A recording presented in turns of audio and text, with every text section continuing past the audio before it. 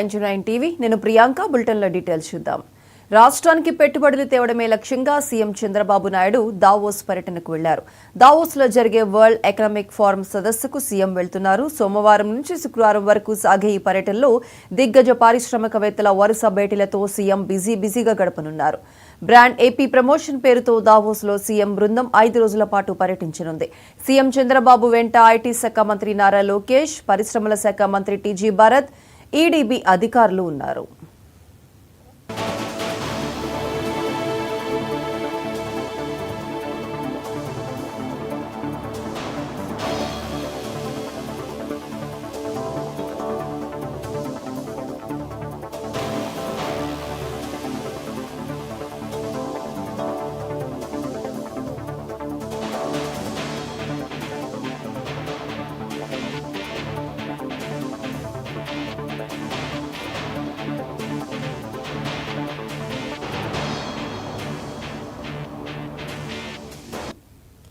ప్రపంచ బిజినెస్ దిగ్గజాలు హాజరయ్యే ఈ సదస్సులో పాల్గొనడం ద్వారా ఏపీకి భారీగా పెట్టుబడులు తెచ్చేందుకు సీఎం చంద్రబాబు ప్రయత్నం చేయనున్నారు. సోమవారం జ్యూరిచ్లో 10 మంది పారిశ్రామికవేత్తలతో సీఎం సమావేశమవుతారు. అనంతరం హోటల్ హయాత్లో meet and greet with Telugu diaspora పేరుతో జరిగే తెలుగు పారిశ్రామికవేత్తల సమావేశంలో పాల్గొంటారు. ఈ భేటీలో ఏపీలో పెట్టుబడులకు ఉన్న అవకాశాలపై సీఎం చర్చిస్తారు. అనంతరం దావోస్లో పారిశ్రామికవేత్తలతో జరిగే సమావేశంలో పాల్గొంటారు.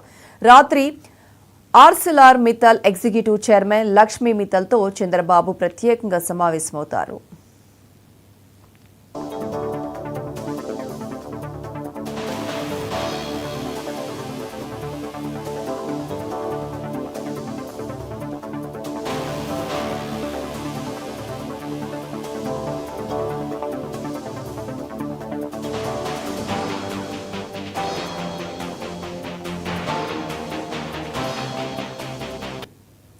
రెండో రోజు సిఐఐ సెషన్లో గ్రీన్ హైడ్రోజన్ అంశంపై చర్చ. Solar impulse, Welspun, Coca-Cola, LG, Carlsberg, Walmart international, Cisco, Cognizant తదితర సంస్థల చైర్మన్లు సహా సీఈఓలతో జరిగే సమావేశానికి సీఎం చంద్రబాబు హాజరవుతారు.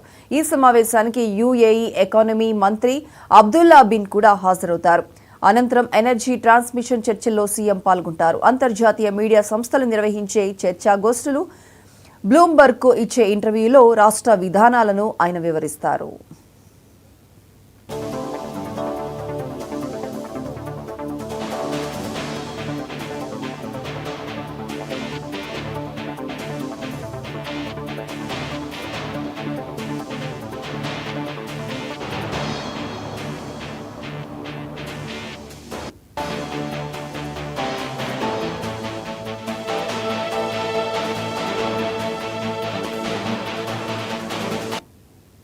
దావోస్ సదస్సులో భాగంగా 3వ రోజు అగ్రశ్రేణి పారిశ్రామికవేత్తలతో సీఎం చంద్రబాబు సమావేశం కానున్నారు. రోజుకు కనీసం 10కి పైగా భేటీలు, సమావేశాల్లో చంద్రబాబు పాల్గొంటారు.